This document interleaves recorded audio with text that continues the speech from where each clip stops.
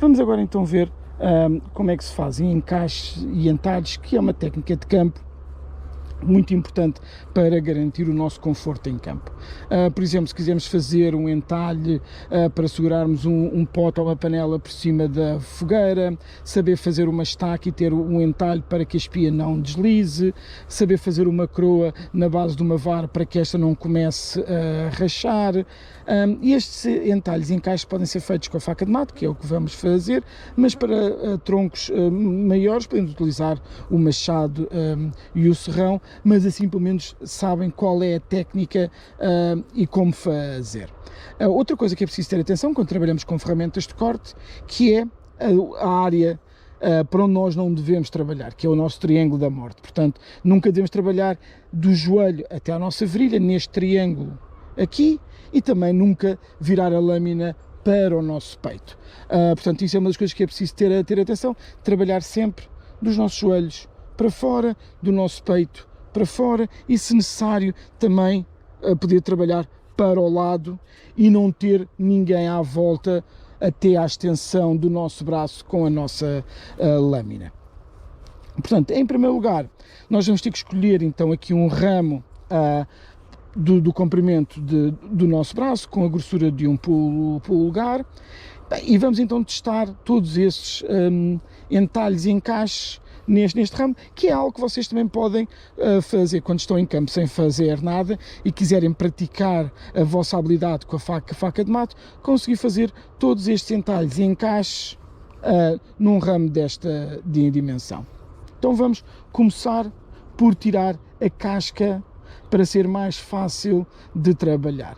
Em algumas madeiras, quando virem a remover a casca, se a conseguirem remover em toda a extensão ao máximo que conseguirem, depois mais tarde até podem utilizá-la para fazer a corda natural, com fibras naturais. Portanto, se conseguirem tirar algo deste género, já é algo para poderem começar depois mais tarde poderem praticar essa técnica.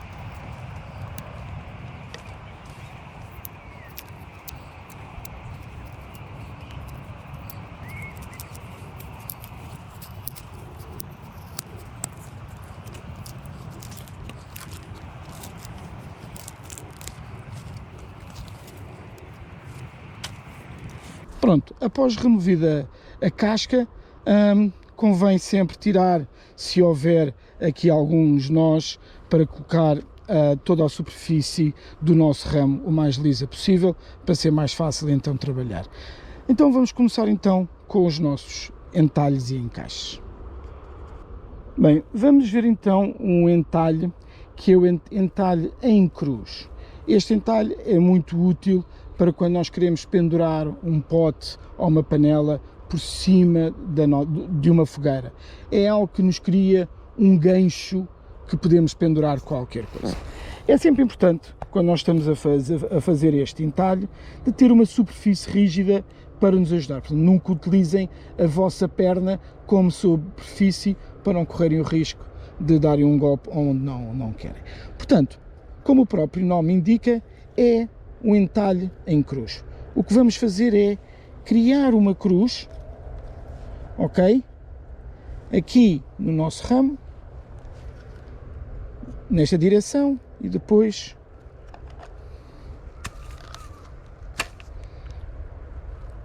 noutra direção. E temos então aqui uma cruz. Como é óbvio, ao longo que vão fazendo este entalhe, vão ter que ir aprofundando. Também podem pegar num tronco e bater na vossa faca e assim conseguirem ir mais longe. Como é óbvio, na maioria dos nossos entalhes, nós nunca queremos passar de metade do nosso ramo. Porque do momento em que nós passarmos dessa metade, já estamos a enfraquecer demasiado o nosso entalhe. Portanto, temos então aqui a cruz, eu quero que o gancho fique deste lado. Para isso, então, eu vou, sempre utilizando a parte mais perto da pega, e com o polegar, eu cheguei até aqui à ponta, rodo, e ele vai descascar por si só, porque tem aqui este corte que já cortou a fibra, rodo a faca, e se vir que vai começar a pelar, eu volto de novo e aprofundo para ir cortando as fibras ao longo que vou descascando. Portanto, muito simples, chego, rodo,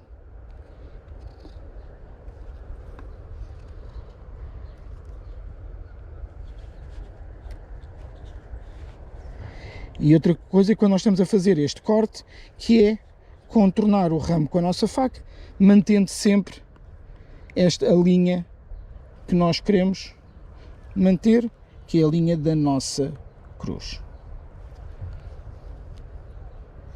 E vamos a pouco e pouco, ok? E quando quisermos ajeitar, chegamos, aprofundamos, e assim vamos cortando as fibras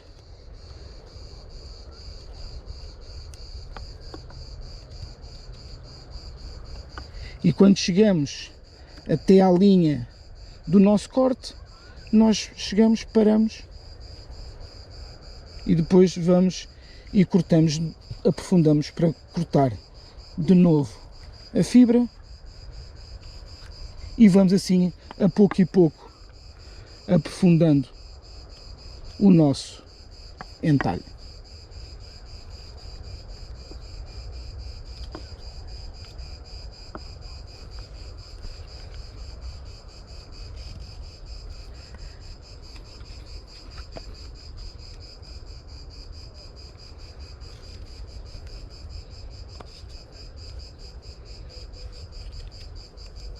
Pronto, e vamos ter que ir até ao ponto de chegarmos até a metade do nosso tronco.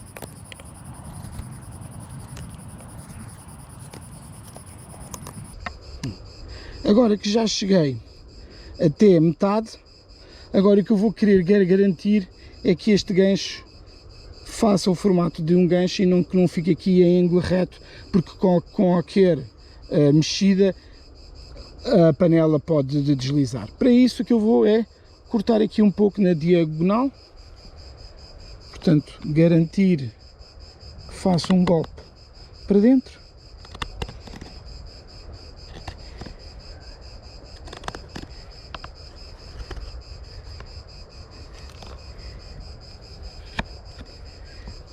E então criei o gancho que necessito então para pendurar a minha panela. Como é óbvio, agora posso tornar muito mais limpo o corte, com muito mais precisão. Até se for necessário, eu posso criar aqui um rasgo, porque se tiver, por exemplo, um arame que segura a panela, fica aqui bem perfeitinho. E depois no final posso então cortar aqui a cabeça, deixar aqui algum espaço, porque depende do peso da panela, isto poderá partir, mas se deixarmos um espaço suficiente, será o suficiente para aguentar o peso. Se for uma panela, em vez de ser um arame a se segurar, se for uma alça, convém que a grossura do nosso ramo seja o suficiente grosso para que a alça caiba no nosso gancho. Ok? Se a alça for desta grossura, não vai caber no nosso gancho, fica de fora e ficará uma posição muito frágil.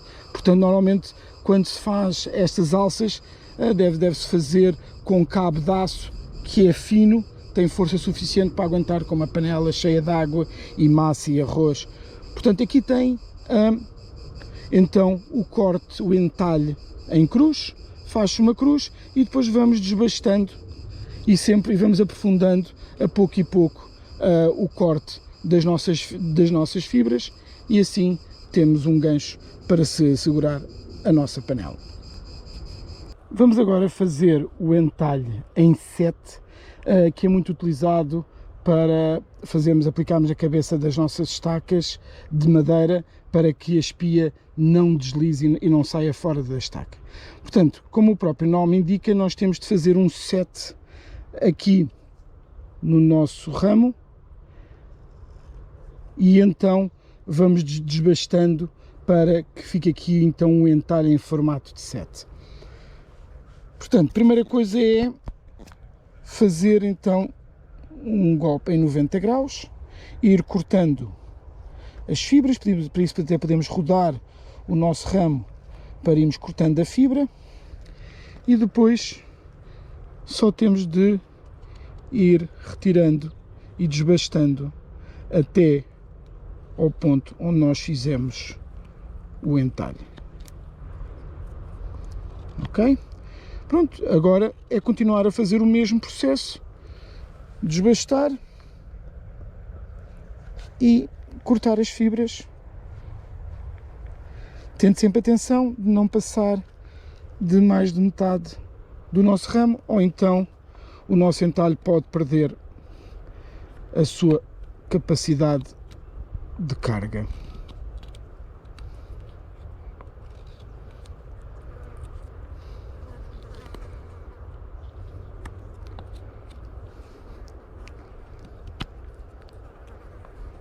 Ter atenção quando estamos a fazer isto, não aplicar muita força, ou então podemos retirar tudo isto e estragamos o nosso entalhe.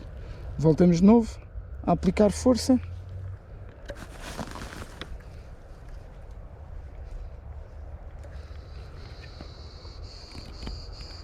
E continuamos a desbastar até então criarmos o nosso sete.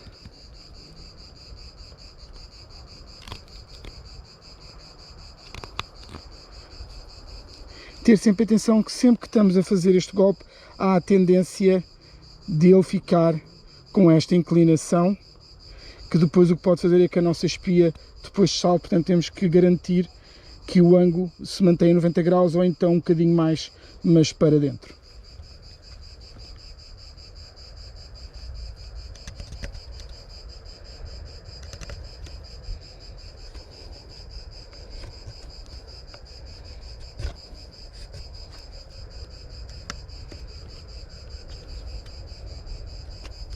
Se for necessário, podemos fazer aqui na ponta deste V um bocadinho mais arredondado para que a nossa espia encaixe na perfeição.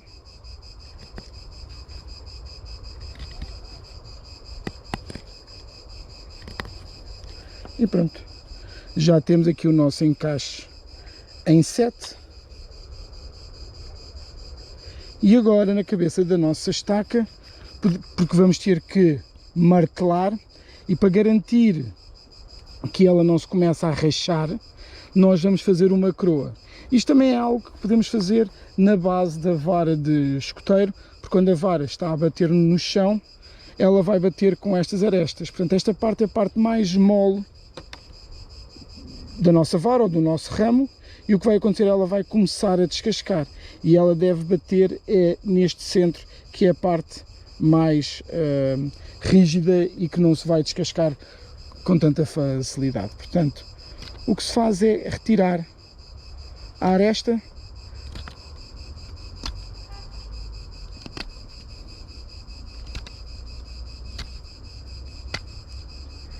E quando digo que a parte do meio é mais rígida, não é bem verdade. Ela é mais mole, mas como tem mais madeira à volta, ela não se vai rachar tão facilmente. Porque quando batemos aqui de lado, não há nada que suporte a força que é aplicada de dentro para fora, e o que vai acontecer é que isto vai rachar. Batendo aqui no meio, há muito mais madeira à volta que vai conseguir amortecer a pancada e não deixar que ela rache. Portanto, é essa a intenção desta croa, é garantir que a área de superfície, a área de embate, seja a parte central e não o perímetro. Ok? Outra coisa que devemos ter sempre atenção é deixar um pouco de espaço entre o entalhe e o sítio que vamos estar a bater, para não partir a cabeça. Pronto, devemos deixar sempre um pouco maior, mas aqui é por uma questão de demonstração. Portanto, temos aqui o set e temos então aqui a nossa croa para não deixar rachar a nossa estaca quando estivermos a bater, ou a nossa vara de escoteiro. Bem, agora vamos fazer afiar a ponta de um pau. Nós podemos fazer da seguinte forma, com o nosso braço a apontar para fora, ou assim do lado da nossa perna, e aplicar força e ir rodando o pau ao longo que vamos desbastando, portanto sempre para fora. Ou então, se for um golpe, colocar a mão, a faca assim, e isto depois no nosso peito, e podemos utilizar os músculos das nossas costas para então ir desbastando. Mas para ter um corte mais preciso, mais vale ter aqui de lado da nossa perna para fora, e vou desbastando a pouco e pouco. Isto também pode ser feito com o machado.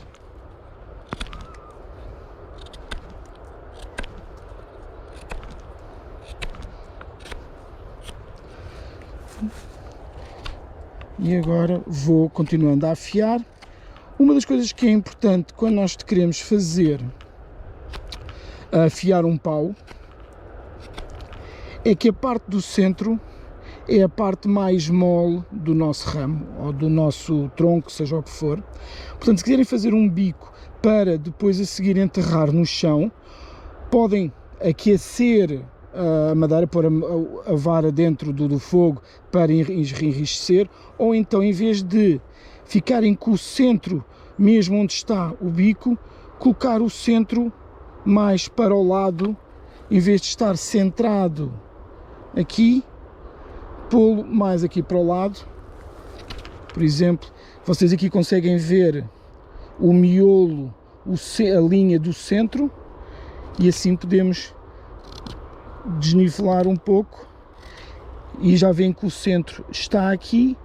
Portanto, a parte mais rija será esta, e então vamos continuar em torno daquele ponto.